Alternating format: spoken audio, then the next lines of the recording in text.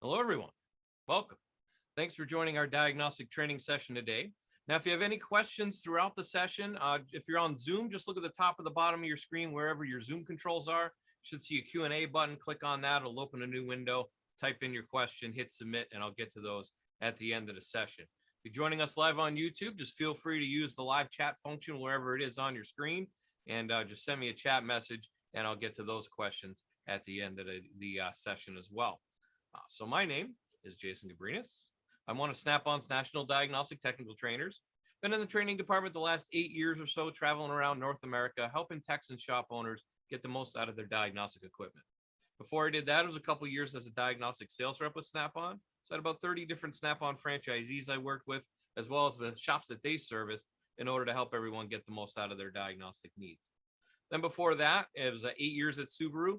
So I guess over time and over the years became the diagnostic guy in the shop, right? So I always ended up with the drivability problems, the intermittent problems, the weird wiring problems that would happen on those cars. And that's really where I cut my diagnostic teeth, was trying to figure out all those weird head scratcher type problems that would come in the bag. Then before that, a bunch of other miscellaneous wrenching jobs. Been a little over 25 years under hood experience for me.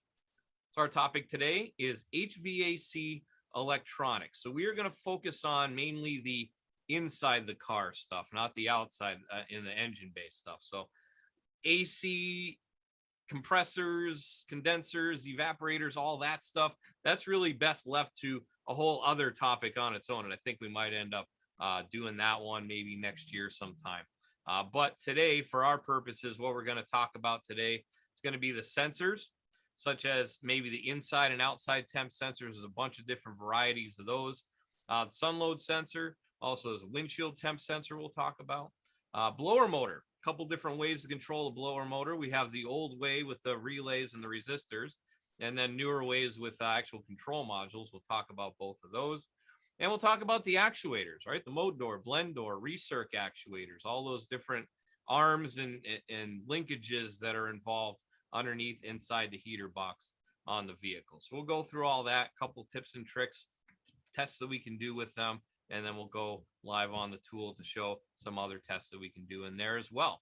So we take an overview look of a modern day SUV. So this, I think it's like a 2018 Explorer, and it has, front AC, it has rear AC, right? Because they're big enough nowadays where they're kind of long enough where you want to have that rear AC in the vehicle. So it has a blower motor and all the accessories up in the front, and then also has the blower motor and all the different doors and actuators in the back as well. So it's like we have two duplicate systems, and then we have, of course, the AC and the heat components that go in the back as well. So as I said, we'll be focusing on the stuff that's inside the passenger compartment today, because we can see there's a lot of different things on a vehicle. So we got the control module here. This is a modern vehicle with a control module, blower motor outputs, actuator inputs and outputs, temperature sensors, evaporator temp sensor, sunload sensor.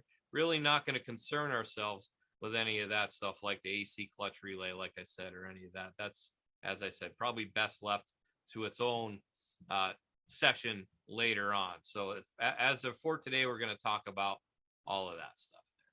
So first off, let's talk about a few of the different sensors on a vehicle. First one is a sunload sensor. So what this does is it's a photodiode. So it takes the energy from the sun, or the solar radiation as it were, and converts it into a voltage signal that gets output to the computer. So the computer uses that as an input.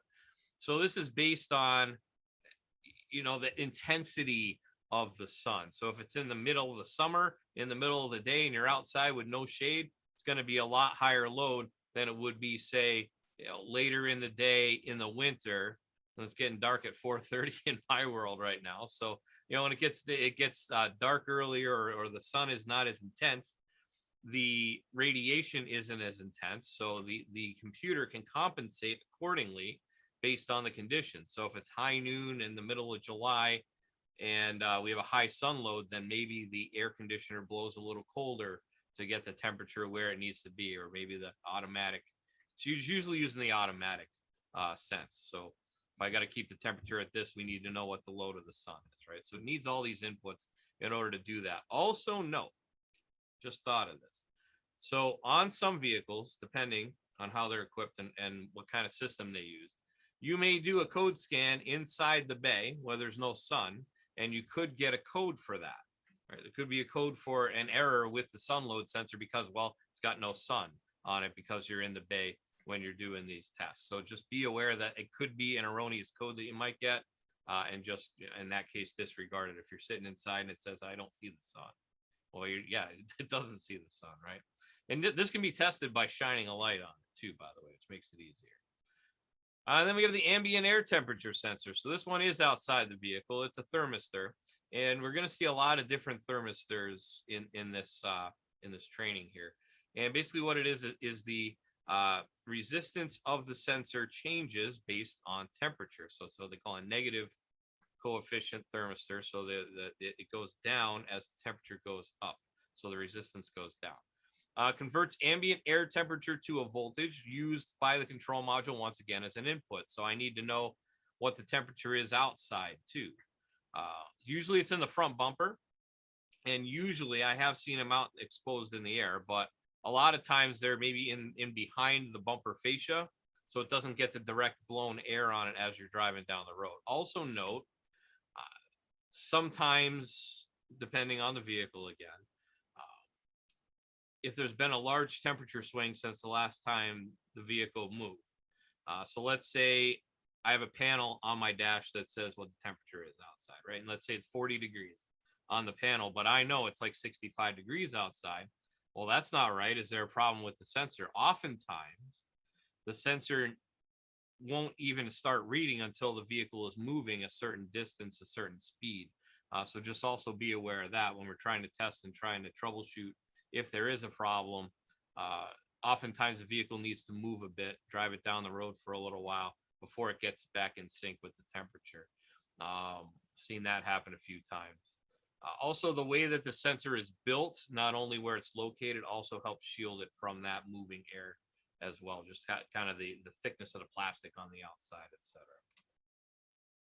Then when we get into the interior, we have a cabin air temp sensor as well. And sometimes you have multiple cabin air temp sensors. Once again, a thermistor converts the in-car air temp to a voltage once again. So the control module uses that as an input to know how warm is the cabin. So if I'm using automatic AC and I want to have it set to 80 degrees, and this sensor has air flowing through it and it's reading 80 degrees, well, then the vehicle's computer, well, the HVAC computer knows that it needs to cool it down. It needs to send out more cold air versus not to cool it down faster. Usually it's in the center of the dash just to make it kind of where you're sitting. It's good to have that air around about your level, not up in the ceiling or not on the floor. It's kind of at wherever you're sitting type of level. You'll usually see like a little grate in the dash, and it's right behind there is usually where that is. It's just 2-wire sensor, just like all the others. And it looks like this. So that's that little thermistor element. So this is looking right down the barrel of that temp sensor. Ambient temp sensor would look very similar on the inside too. I noticed I have that mislabeled, but this is the cabin air sensor. And then also on some vehicles, I know on GMs for sure, they have these air duct temperature sensors in different parts of the duct. So you can see the like the insulation right there. It's a little foam, and it clips into the duct itself. Could have it in the floor duct or the face duct or the frost or what have you. And once again, it's that thermistor element, converts that temperature, whatever it's reading for the air flowing over it, to a voltage that the control module uses to understand how cold is the air or how warm is the air coming out of the duct at this time. And they can make calculations based on that. Then also we found this windshield temp and humidity sensor. Now I know GM vehicles use this, other manufacturers may or may not sure, but I did definitely find it on a bunch of GMs. Combines temperature and humidity sensors as well as a temperature sensor for the humidity sensor. So it measures the windshield temp, the cabin humidity, and the humidity sensor temperature itself, and that allows it to adjust relative humidity or see what the relative humidity is in the cabin. The control module uses that as an input as well, mounted to the upper windshield. So in this case, on the vehicles I looked at, it was up by the camera where the lane departure camera would be. So that's up, measures the temperature of the windshield. That vehicle also has a sunload sensor on it as well.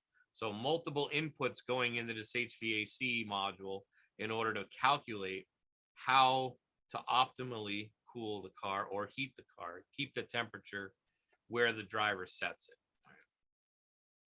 So just be aware that you may or may not get codes on these. So oftentimes, this is just a small sampling of codes that you might be able to get on sensors or actuators. So we have like opens and shorts, room temperature sensor, outside air sensor, open and short, ambient evaporator sensor, which is on the evaporator core, sunload sensor. You could get another sunload sensor code, like I said, if you're in the shop. And then the actuators and the doors open and short circuit as well. So just be aware that they are B codes as well. So you'd have to check those in the HVAC module. They are B codes for body control codes. So there are quite a few codes you can have, opens and shorts, but not necessarily mechanical failures depending on how the car is. So just be aware you want to electrically test these when we're testing it. We'll talk about how to do that when we go live on the tool. Actually, we'll talk a little bit about it right now when we move on to the blower motor.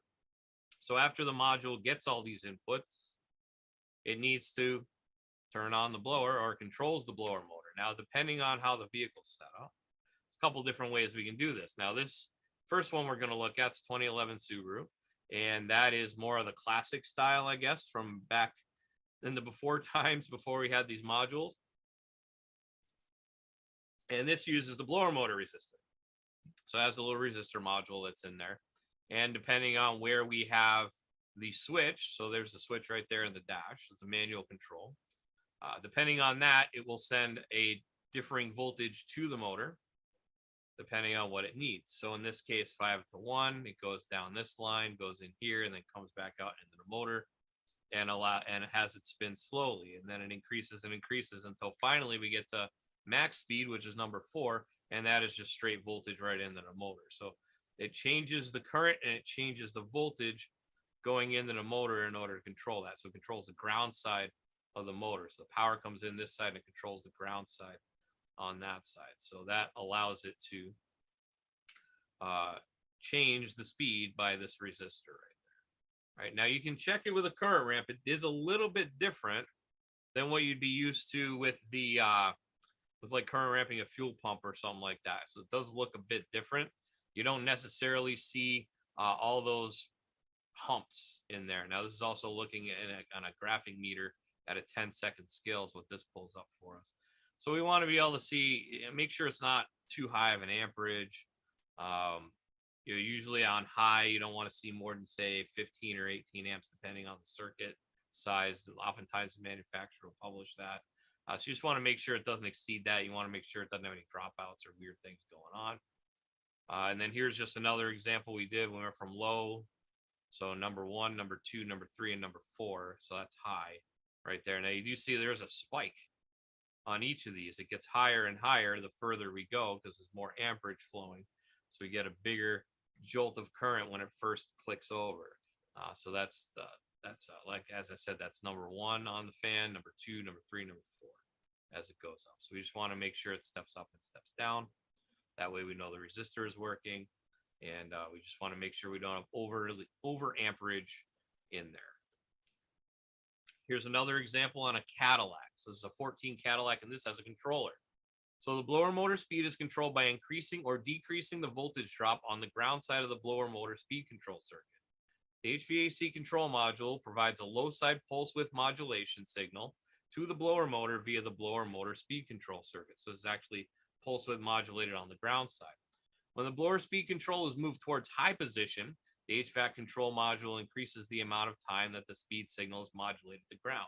So if you were looking at this on a graph or a scope, you would see longer time on the bottom of the square than on the top of the square. When the blower speed control is moved towards low position, the HVAC control module decreases the amount of time that the signal is modulated to ground. So you'd see less time at ground, more time on the top. Also note, the design of this motor does not allow for operational bench testing. I can't just supply power and ground. Inspect the motor shaft for rust and other foreign material. Can be enabled through the use of a scan tool. So there's a functional test bidirectional control to turn it on, turn it off. You can also change the speed often. And then test for power and ground as possible, but you can't turn it on. Right? You need this speed control circuit on pin 2 there in order to activate it.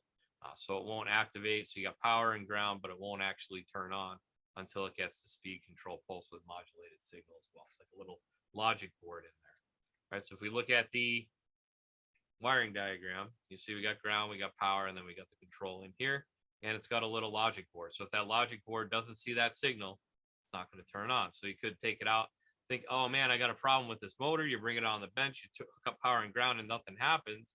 You could misdiagnose this vehicle if you didn't understand that you needed to have that speed control there as well. So just be aware that these things happen. Also on this vehicle, I thought this was really interesting. I've only seen this on GM vehicles. Other manufacturers may have this, but I've only seen this on GM, so it could be others, as I said. But they have this feature called afterblow. Afterblow is a feature that dries the evaporator core by operating the blower motor after the engine is turned off. This reduces the amount of microbial growth that can create undesirable odors. The vehicle does not come equipped with the afterblow feature turned on. If the afterblow feature is required due to an odor concern, it must be enabled during this using the scan tool afterblow configuration function, which is inside your snap-on scan tool. After the HVAC control module has been programmed for afterblow, the following conditions must be met for afterblow to operate. The engine has been turned off for at least 30 minutes, so this happens after the engine's off. The ambient air temperature needs to be at least 70 degrees Fahrenheit. The AC compressor must have operated for more than 2 minutes before shutdown, and the system voltage needs to be at least 12 volts. If all those are met, the blower motor will perform the following sequence up to 5 times, and it could last up to an hour. So the motor will be off for 7 to 11 minutes, and then it'll run for 25 to 30 seconds. Then it'll be off for 7 and 11 minutes, and so on and so forth, until it's done with the procedure.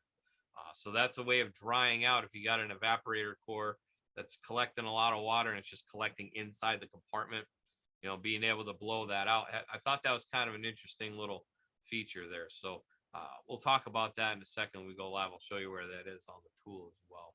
I thought that was kind of an interesting little side note to the blower motor there. Now let's talk about actuators. So we have these different actuators on the vehicle, and depending on how it's equipped and how many different functions it needs to have, it'll have a different number of these actuators. Now, by and large, they might look a little different on the outside. They might have different arms, or then one might go in and have a little pin in the middle or something like that. But essentially, they all work on the same basic premise. It's a reversible electric motor and has gears inside. So and the gears are plastic, by the way, so that could run us into trouble. We'll see that in a minute. Also contains a position sensor so that the computer knows where is this rotational arm in space, where is it at 360 degrees. Operates linkages. It's not usually a direct drive. Usually there's linkages involved and cam arms and things. Well, for the recirculation door, blend door or doors, depending on the vehicle, mode door or doors, depending on the vehicle as well. So here's just an example of what that would look like, where they are mounted relative to the heater box. And you can kind of see the linkages in the background here. It's not the best drawing there, but hey, I'm no artist either, so I guess I can't complain. But we can see where the two actuators are on this particular vehicle. It's on the left-hand side, and we can see where the heater core is in there as well. So they just kind of move back and forth. That's a mode door and the air mix door. So let's take a look at how this works to be able to better visualize what these actuators are actually doing inside the vehicle. So this is just a generalized drawing of a HVAC system. We have our cabin filter, which goes to outside air. We have our cabin air intake on the floor usually, blower motor, evaporator core, heater core, floor vent, dash vent, defrost vent. So in this case, we have it on recirculate. So the cabin air is coming in and it goes into the system. If I wanted to change that, we just change the recirculate button, and then it goes to outside air and it moves the flap down and allows the outside air to come in. Now also note, here's something that customers I know don't necessarily think about all that much, is the cabin filter. So and I've seen some pretty awful cabin filters. I'm sure you have too. Hey man, my air conditioner is not working very well, or my heater is not blowing very hard. Well, if that cabin filter is clogged and I'm pulling from outside air instead of recirculating, well, yeah, it's not going to flow very well. And yeah, you might have that problem where it's not able to pull in enough air from the outside to flow the way they want it to. So definitely don't overlook that cabin filter for sure. All right, so that's recirc.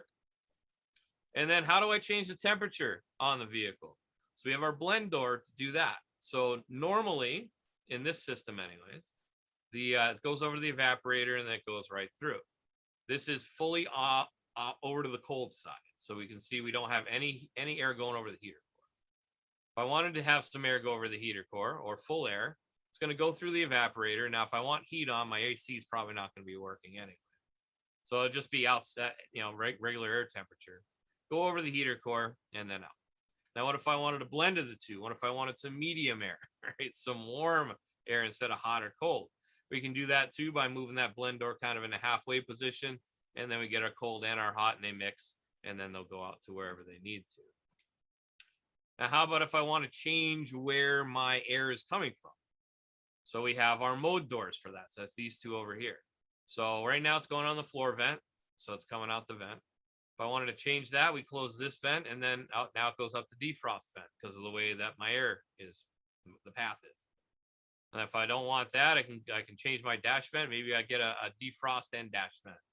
Or I can do a floor and dash vent sometimes too. Depends on how I move these actuators. And then if we wanted to go to full dash, we can just do that. Closes it up. All right, so that's on a normal, regular, single zone system. If I wanted to do dual zone, we could do that too. We just have to make some more ducting and we have some more actuators as well. So in this case, this is my recirc here. So that's my cabin air, that's my outside air, recirc door there, blower motor. And then we have the two chambers. We have the left zone and the right zone. They share the evaporator, they share the heater core.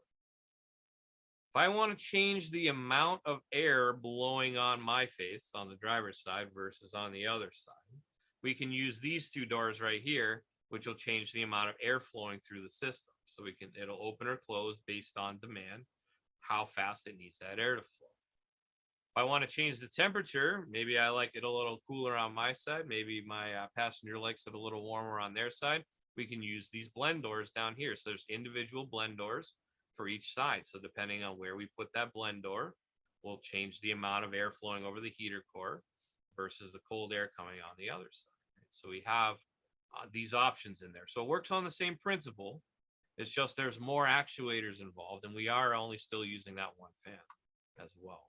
So what kind of problems can we have? Well, speaking of that dual zone climate control, how do I figure out if it's working correctly? Well, I can set them both at the same temperature and see if that actuator is working, right? So in this case, one of those actuators wasn't working.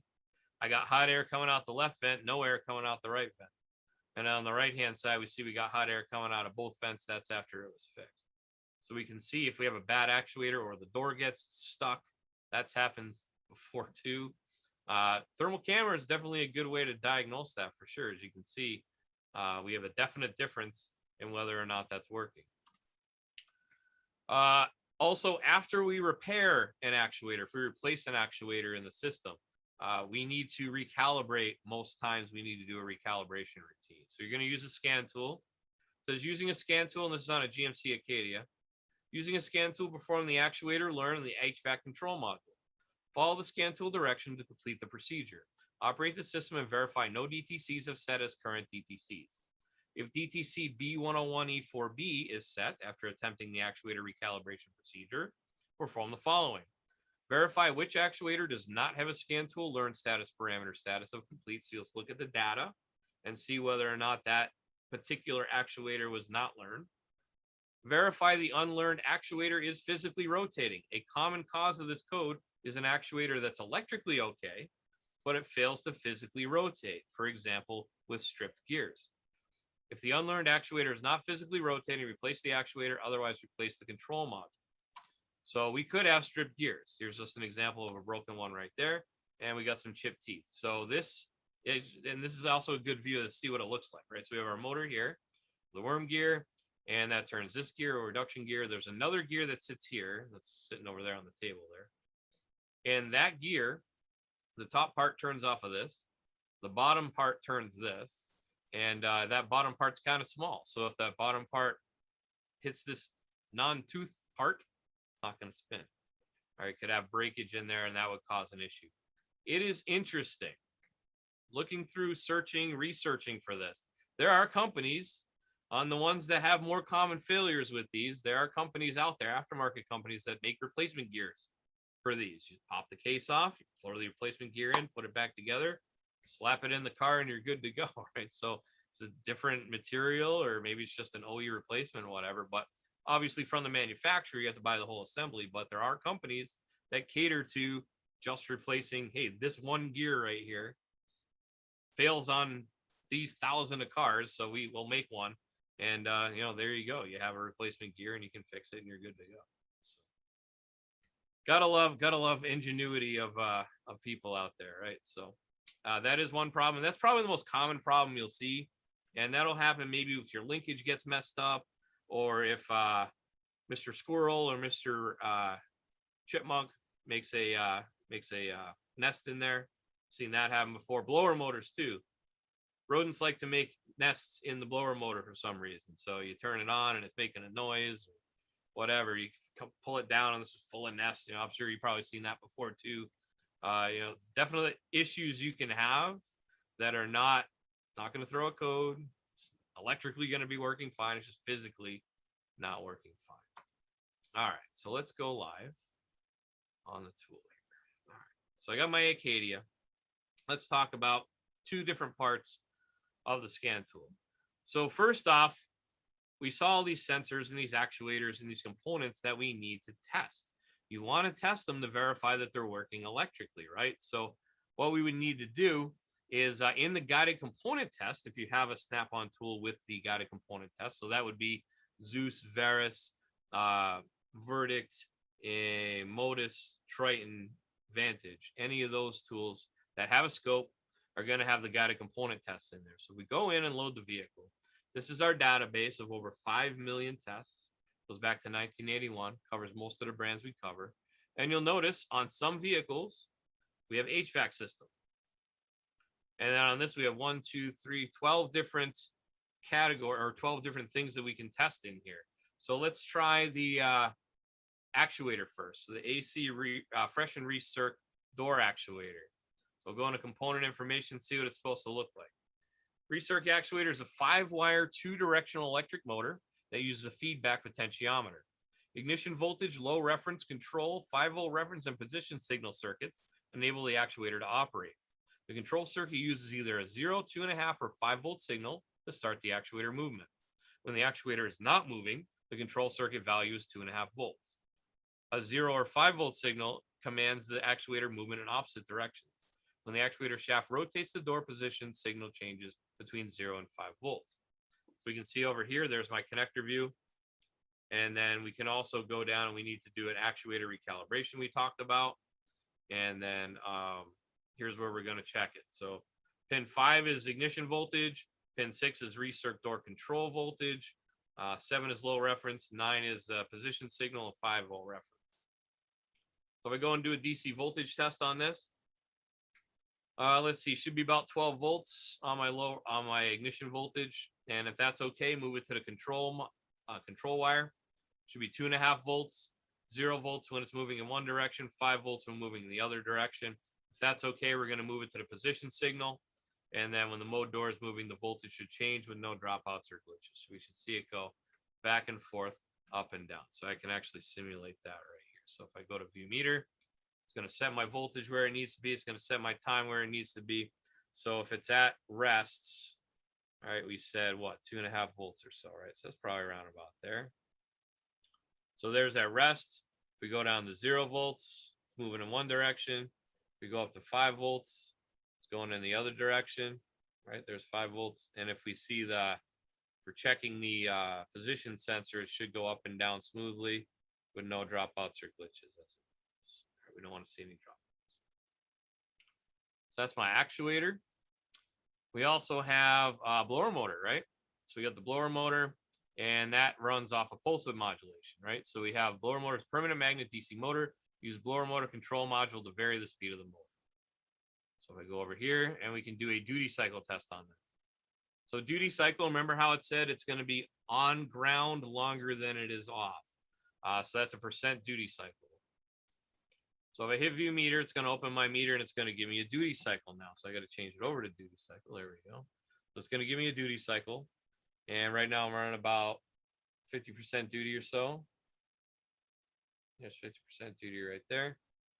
All right, so if I was running a 10% duty, it should be on one side, and it should be 90 or 100% duty on the other side, depending on how high it's going. I would say on high, it's probably got to be at 100% duty off, and then 0% or a very low percentage when it's on. So this is just graphing the percentage of duty cycle here is what we're seeing.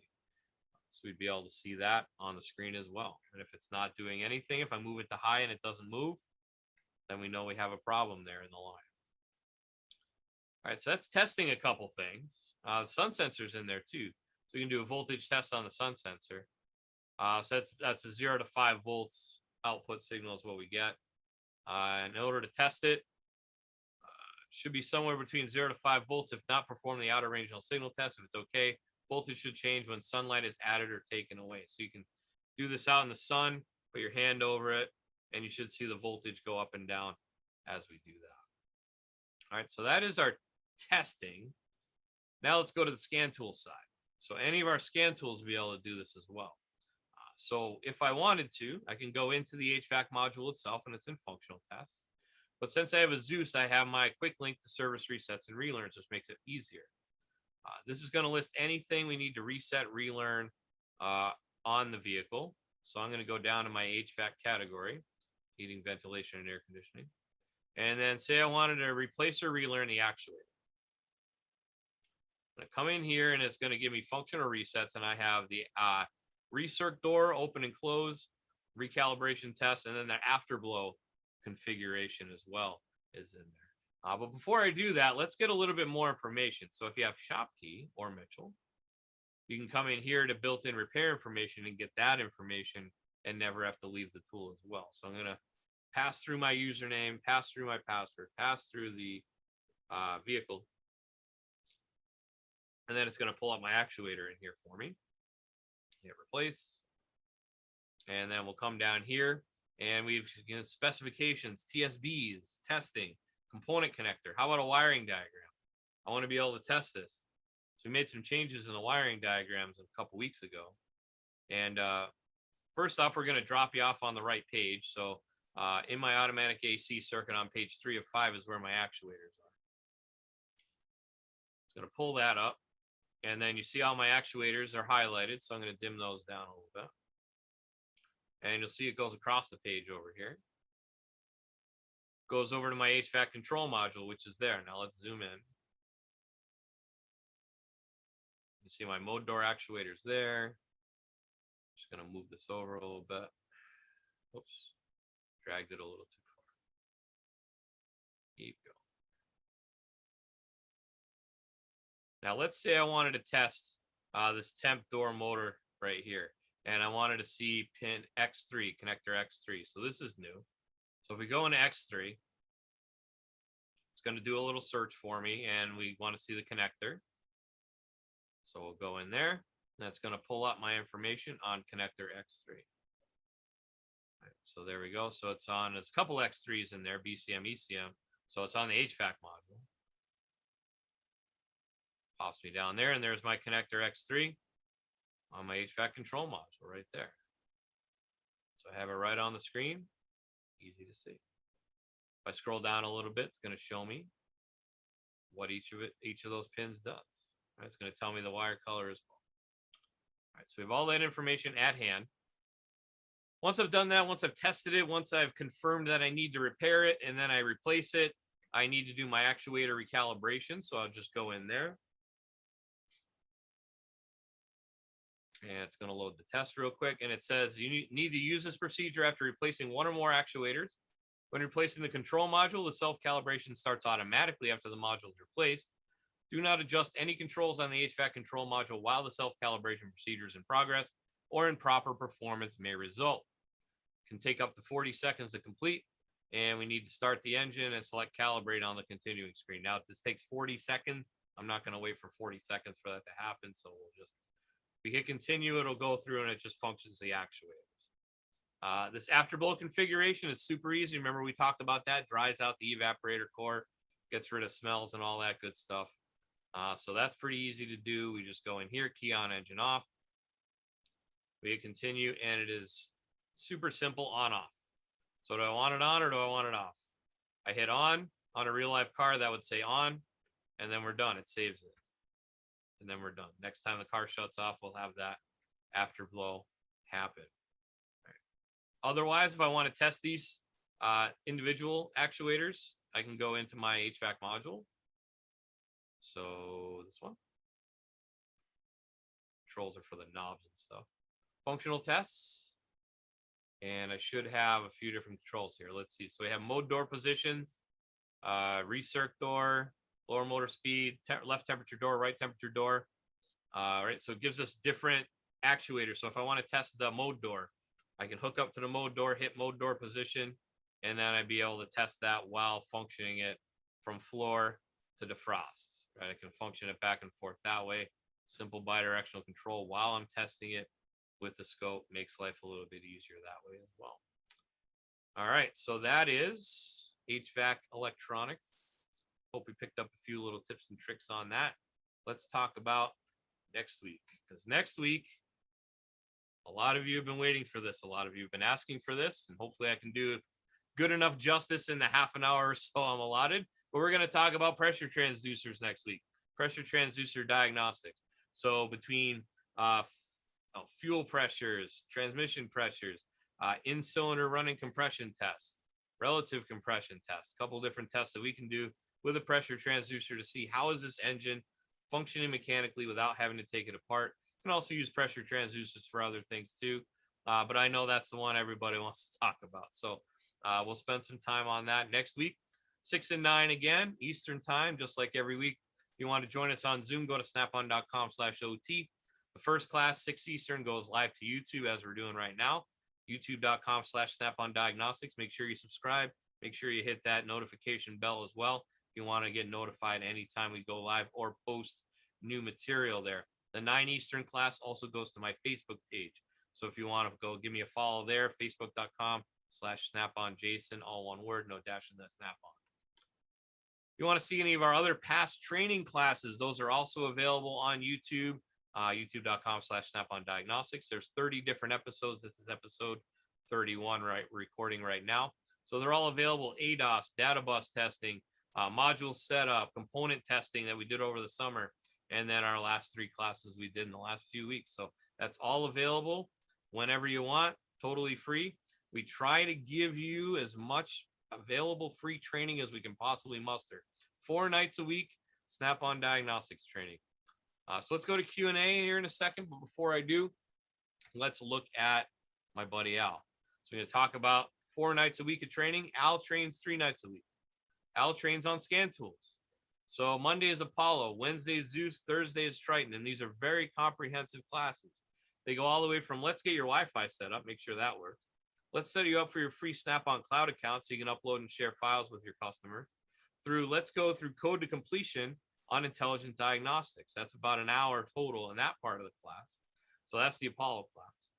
And then on Wednesday and Thursday on Zeus and Triton class, he goes through that hour. And then after about a 5-minute break, goes through scope, guided component test, all the different functions, scope and meter with real world examples and how to function through it on Wednesday and Thursday. So definitely check those out. They're live on Zoom. Go to snapon.com/OT to register your spot and check for those. All right, let's look at questions. I got a couple on Zoom and a couple on, let's see. Devin says he can't see. I don't know how he can't see. So I think everybody else was able to see. I can see it on YouTube too. So I'm not sure what's going on your side with that. So Devin, not sure. Jerry, thank you very much for checking in. All right, now let's go to YouTube. Craig, thank you very much. Raymond, thank you. Nick, thanks for checking in from Great Britain. Go to sleep. I know it's late over there, so have a good night. And then Mr. Aficionado, have a good afternoon or a good evening, as it were in my world anyways. Over in your world, it may still be afternoon. I know, Al, it's the afternoon. All right, so with that, looks like we cleared the board. Hopefully we got some more information on HVAC electronics this week. and hopefully you'll join me next week for pressure transducer diagnostics. So with that, I'd like to take the time to thank you for taking time out of your week, spend a little bit of time with me, hopefully increase your diagnostic knowledge there. Enjoy the rest of your week, enjoy the weekend, and take care.